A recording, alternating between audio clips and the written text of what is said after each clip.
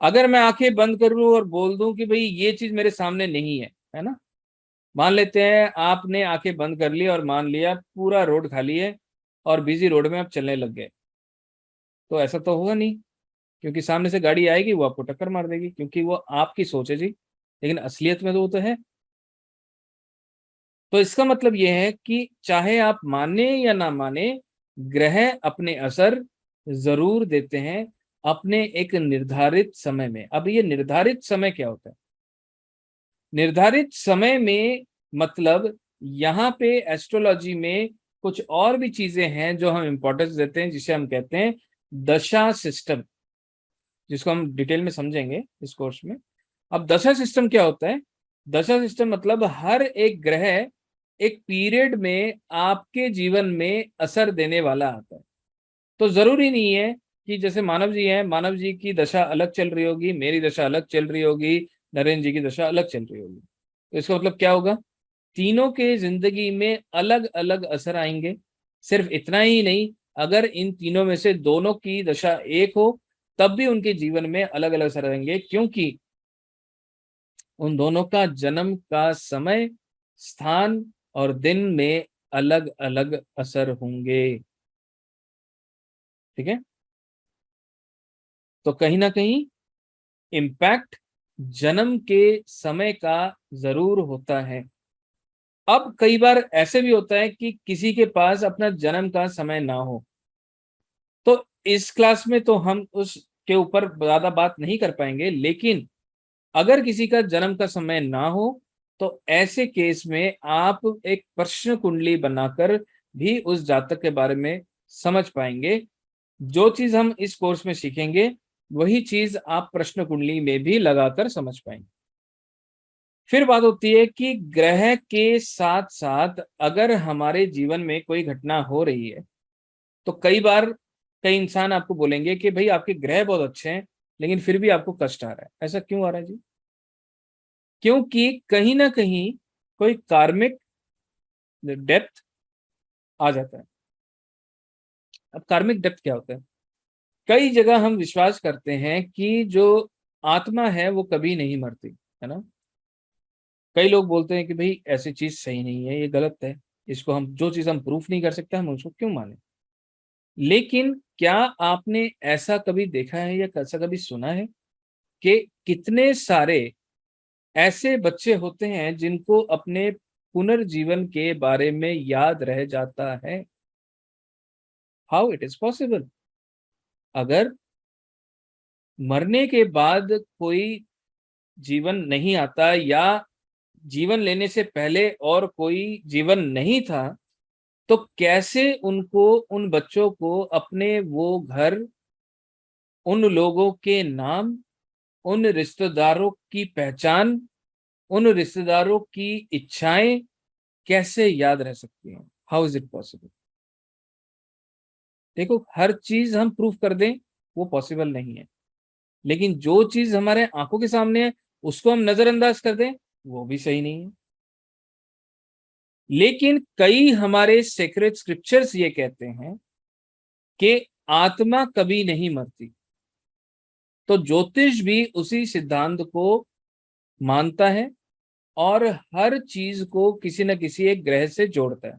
जैसे कि ज्योतिष में हम सूर्य को आत्मा से जोड़ते हैं, क्योंकि हमें ये लगता है Surya is a pure planet and atma is also a pure, the purity is 100%। हम ये कहते हैं आत्मा कहीं ना कहीं एकदम साफ होती है। तो जनरली लोगों का दिल साफ होता है। हम आत्मा और दिल और सूर्य इन तीनों को एक ही ग्रह से देखते हैं, है ना। तो हम कहते हैं दिल जनरली लोगों का साफ ही होता है। लेकिन अगर मैं कहूं कि जीवन में हमें दिक्कत कई बार प्लानिटरी पोजीशन ठीक होता है तब भी आती है, क्यों आती है? क्यों न क्यों हम कोई ऐसे कार्य इस जीवन में कर लेते हैं वो कहीं ना कहीं हमें इम्पैक्ट करते हैं, और हमारे पिछले जन्म के कार्य भी हमें कहीं ना कहीं इम्पैक्ट करते हैं, क्योंकि हम उनको एज अ कार्मिक डेप्थ मानते हैं, है ना।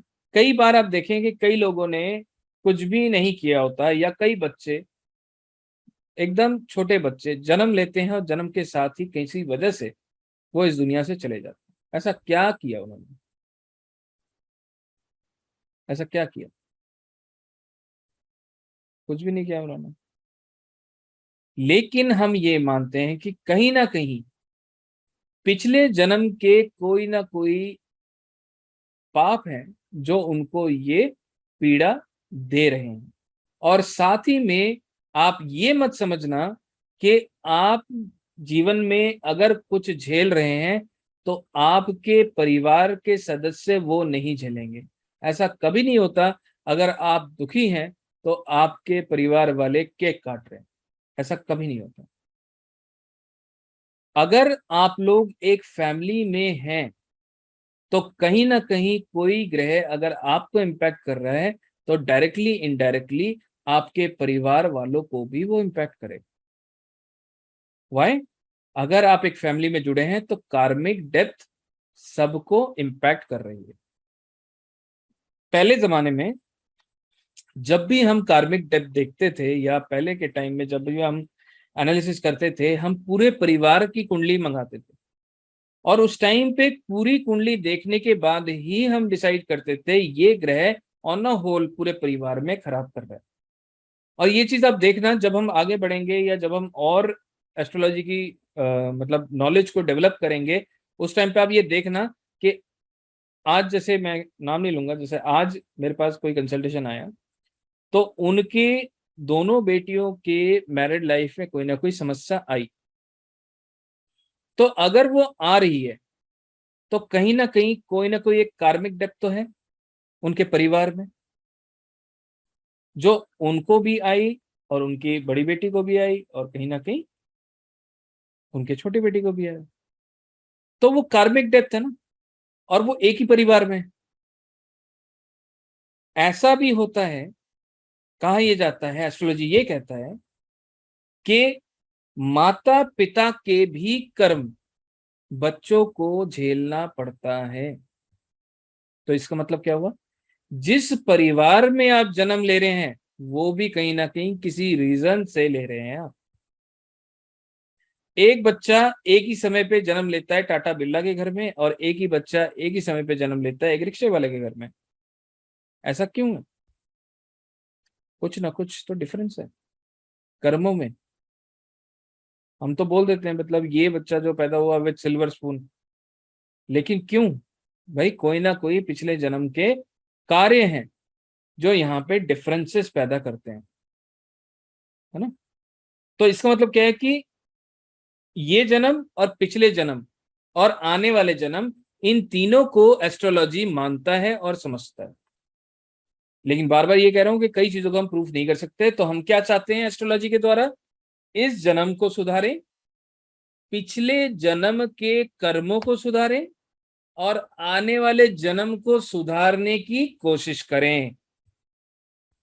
This is the main importance of understanding the knowledge of astrology and Vedic astrology, because the Vedic astrology is connected with karma theory, and the karma theory says पिछले जन्म के कर्म, इस जन्म के कर्म और आने वाले जन्म के कर्मों को सुधार लेना ही ज्योतिष का मेन उद्देश्य है। Are able to understand? अगर समझ आ रहा है तो यस लिखेंगे। ज्योतिष का काम सिंपल है, वो आपके इस जन्म को, पिछले जन्म को और आने वाले जन्म को सुधारने की क्षमता आपको देता है अच्छे कार्यों के द्वारा।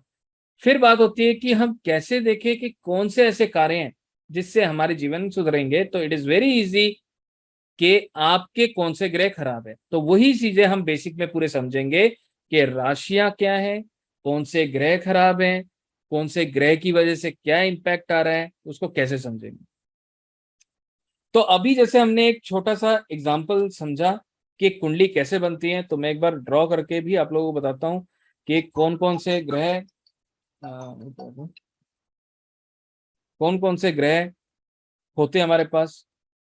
तो अगर हम ग्रह और राशि के बारे में बात करें तो सबसे पहले हम बात करेंगे, हमारे पास 7 नहीं, 9 ग्रह होते हैं, है ना, 9 प्लैनेट्स, और हमारे पास 12 राशियां होती हैं। ठीक है जी। ये 9 ग्रह हैं जो हमारे बोले गए हैं। तो शुरू होता है सूर्य से। सूर्य, चंद्र, मंगल, बृहस्पति, शनि, बुध, शुक्र, राहु, केतु। ठीक है, ये सारे ग्रह हमारे पास हैं। और हमारे पास राशियां हैं। राशि कौन कौन सी हैं? हमारे पास है एरीज, 12 राशि हैं। Aries, Taurus, Gemini, Cancer, Leo, Virgo, Libra, Scorpio, Sagittarius, Capricorn, Aquarius, Pisces. ठीक है जी। तो इसका मतलब क्या है? ये सारी राशियां कहीं ना कहीं एसोसिएटेड हैं ग्रहों के साथ। तो अगर मैं कहूं सूर्य के पास नंबर 5 साइन है, विच इज कॉल्ड लियो। चंद्र के पास नंबर 4 साइन है, जो कि कैंसर। मंगल के पास 2 साइन है, one is 8, sorry, one is 1, one is 8, Aries and Scorpio. Jupiter के पास भी 2 साइन है, एक 9, एक 12। तो एक है सजिटेरियस और एक है पाइसिस। सैटर्न के पास भी 2 है, एक है कैप्रिकॉन, एक है एक्वेरियस। बुध के पास भी 2 है, एक है जेमिनाई और एक है वर्गो। शुक्र के पास भी 2 है, एक है लिब्रा और एक है टॉरस। राहु और केतु के पास कोई भी साइन अलॉट नहीं है। ठीक है, तो कहने का मतलब आपके पास 12 राशियां हैं। उन 12 राशियों को इन ग्रहों के आधिपत्य या मालिकाना हक दिया गया है। तो इसका मतलब जब भी हम इन राशियों को देखेंगे, इनके मालिक को हमेशा ध्यान रखेंगे, और इनके मालिक के द्वारा ही हमें पता चलेगा इनके पास क्या पावर है, क्या नहीं है। जैसे कि हमने आज बात करी कि भाई एरीज वाला स्लिम ट्रिम होता है जनरली, टॉरस वाला थोड़ा टाइम टू टाइम आने के बाद बल्की हो जाता है। ठीक है, अगर आप मेरी पुरानी फोटो देखोगे, है ना, मेरी पुरानी फोटो देखोगे तो मैं बहुत ही स्लिम ट्रिम था, और आज की डेट में देखोगे तो मैं थोड़ा हेल्दी हो गया, थोड़ा नहीं थोड़ा ज्यादा ही हो गया हूँ, लेकिन हेल्दी। क्यों? क्योंकि कहीं ना कहीं जो टॉरस असेंडेंट होते हैं वो धीरे धीरे ब्रॉडर होते हैं, थोड़े ब्रॉड हो जाते हैं। ठीक है, और वेट भी गेन कर लेते हैं। जरूर उसमें ग्रह भी कई बार इंपॉर्टेंस प्ले रोल प्ले करता है। अगर जैसे बृहस्पति खराब हो तो कहीं ना कहीं वो वेट दे देगा, फैट डेवलप कर लेगा, है ना। तो ये सारी चीजें आपको इस तरह से देखने को मिलेंगी।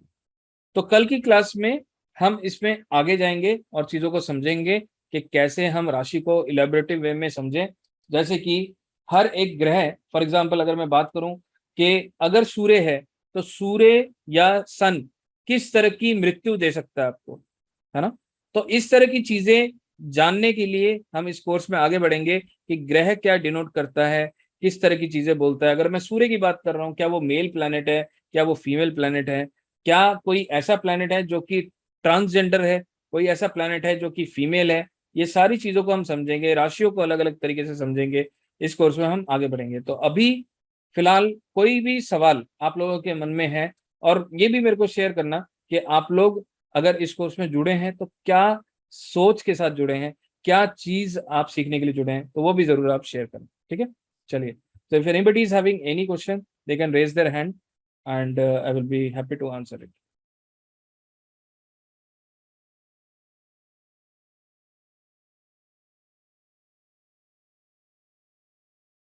जी सर। सर, जो आपने अभी कहा कि क्या सोच के जुड़े हैं, हम्म। तो हम तो यही जानेंगे सर कि आप बहुत अच्छे से जो है, हम तो वहां तक पहुंच भी नहीं सकते, जी जी। और आप ज्योतिष के बारे में बहुत बारीकी से जानते हैं। तो मैं समझता हूँ, हम ये उम्मीद करते हैं कि आप तो हमारे कहने से ज्यादा आप खुद ही बहुत अच्छे से हमको कराएंगे जो जरूरत है। Thank you sir, thank you very much. जी अर्चना जी। हेलो, नमस्ते सर। जी जी नमस्कार। सर मैंने आपके ना 3 कोर्स ऑलरेडी किए हुए हैं, बट बेसिक के कॉन्सेप्ट क्लियर नहीं थे, तो इसलिए मुझे ये करना था और आपसे भी करना था। मैंने कहीं और से भी किया था, बट आपका जो पढ़ाने का तरीका है, समझाने का तरीका है, वो मुझे बहुत अच्छा लगा। जी जी और थैंक यू। बहुत समझ में आता है सर। जी जी तो थैंक यू। इसीलिए मैं बेसिक एकदम स्ट्रॉन्ग करना चाहती हूँ, इसलिए मैं जुड़ी हूँ। जी जी थैंक यू, आपका और स्वागत सर है। एक चीज और आपने बताई थी कि जैसे आपने बोला कि चंद्रमा की राशि में केतु है, तो ये मुझे समझ नहीं आया, तो ये सारी चीजें भी आएंगी क्या इस कोर्स में? हाँ हाँ ये आएंगी।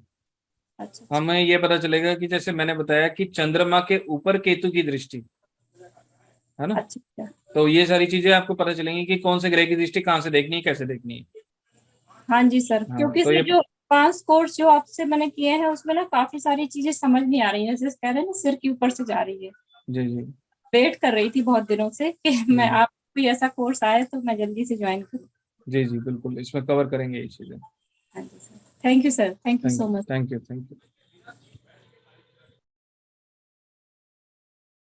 जी सर बताइए। यस सर, एक्चुअली मैं आपसे जुलाई से जुड़े हुआ हूँ, जो जी लाल किताबी कोर्स है। जी। सो इस कोर्स से जो मैंने आपका जो बेसिक चीजें सीखा थोड़ा थोड़ा, तो उसमें थोड़ा हमें बहुत सारा फायदा हुआ है। तो सब चीज जी करने के बाद तो जी हमारा बहुत दिन से थोड़ा इच्छा था कि कुछ प्रॉपर्टी ले, तो वो भी हमारा हो गया। बहुत मतलब बढ़िया बहुत जी। सारा अच्छा हुआ है। और मेरे बहन का भी बहुत सारा इशू आ रहा था, तो उनका घर में भी साफ करने के बाद बहुत सारे हेल्थ इश्यूज उनका ठीक हो गया।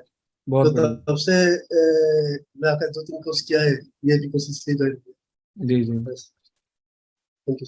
Thank you very much sir, thank you. Sachin ji. Sir good evening. Good evening. Sir आपके सारे कोर्सेज बहुत अच्छे होते हैं। First of all thank you. जी जो भी मैंने अटेंड किए अभी तक, जी और काफ़ी मेरे को नॉलेज मिला है। So first of all please accept my thank you very much sir. Greetings for it sir. Thank you. तो ये कोर्स ज्वाइन करने का, जैसा आपने बताया सर, बेसिक रीजन है दैट सब लोग प्रिडिक्शन के पीछे भागते हैं, बेसिक्स छोड़ देते हैं। तो while studying I came to know about that blank chart prediction, that कि लग्न की राशि जो हो रही है, उसके बाद जो राशियां बाकी घरों में पड़ रही हैं, उससे जो है, आपने पुराने लेक्चर्स में भी बोला है that you can make almost 50 to 100 predictions just by looking at the rashis and other things. So expecting कि उसमें से सर कुछ एक आधा परसेंट 0.1% हम लोग सीख जाएं उस एक्सपीरियंस से सर, तो वो एक सर एक एम है इस कोर्स से sir. Thank you very much sir. I will try to meet your expectation. अरे सर अब प्लीज ऐसा मत बोलिए, बस हम लोग कितना ले पाएंगे उसके ऊपर है सर, आप तो बेस्ट देते हैं। जी जी thank you so much sir. Sharma ji शायद आपने पूछ लिया है। तो इतना ही कहूंगा कि सर जो है 20 साल से हम ज्योतिष से परिचय है। जी जी बेसिक तो ये बेसिक इसलिए भी मैंने ज्वाइन किया खासतौर से कि जस्ट डिवीजन करने से आप भी सर जब दोबारा किसी कोर्स को पढ़ाते हैं तो कुछ ना कुछ नई चीज लेके आते हैं। जी तो जो चीज हमने पहले सीखी है तो कहीं ना कहीं हम मिस कर रहे होंगे बहुत सारी चीजों को, तो आपके साथ में नई नई चीजों के साथ वो हमारा जो आता है वो रिवीजन हो जाएगा, और जो चीज हमारे स्लिप कर रही है वो हमारे अपडेट हो जाएगी। बिल्कुल सर, सही कर रहे हैं आप। Thank you. विजय जी।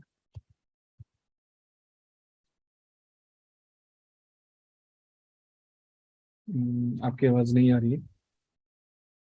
रोमिला जी। नमस्कार सर। मैंने आपका अभी नक्षत्र का कोर्स भी ज्वाइन किया है और आपकी वीडियोस देखते रहती हूँ, तो मुझे आपको पढ़ाने का तरीका बहुत ही अच्छा लगा। और मैंने इसके थोड़ा सा पढ़ा हुआ है इसके बारे में, एस्ट्रोलॉजी के बारे में, लेकिन प्रिडिक्शन में मुझे बेसिक वो कैसे यूज करें वो इतना अच्छे से नहीं आया। और दूसरा ब्लैंक चार्ट्स के बारे में, जैसे कि आपको प्लैनेट्स की प्लेसमेंट का भी नहीं मालूम, सिर्फ आपको लग्न मालूम है ये है, तो उससे कैसे आप पूरे 12 हाउसेस को कैसे प्रिडिक्ट करेंगे, वो मैं थोड़ा सा इस बारे में अच्छे से जानना चाह रही थी। और एक ये बोलते हैं कि जैसे हर एक हाउस है उसका जो शक्ति होती है वो उसके 7th हाउस में होती है, शिव शक्ति कॉम्बिनेशन जैसे वो बोला जाता है। तो मैं वो वैसे ही 2-8 एक्सेस है, 3-9 एक्सेस, इसमें भी वही शक्ति वो काम करेगा। तो वो कैसे काम करेगी, किस हाउस के लिए काम करेगी, वो सब चीजें मैं थोड़ा सा जानना चाह रही थी अच्छे से। ठीक है, thank you for joining. Thank you sir. Thank you. Shruti ji. नमस्ते सर। नमस्कार जी। सर ये मेरा पहला कोर्स है, जैसे क्लास 1 एक बच्चा पढ़ता है तो ये मेरा सबसे पहला बेसिक कोर्स है एस्ट्रोलॉजी का। एंड वही, क्योंकि मैं एज ए मदर अपनी बेटियों की हेल्प करना चाहती हूँ और मैं ही उनकी गाइड और मेंटर हूँ। एंड मैंने ऐसा मुझे फील होता है, जैसे मैंने देखे आपके वीडियोस यूट्यूब वगैरह पे, तो मुझे लगता है आप काफी अच्छा टीच करते हैं।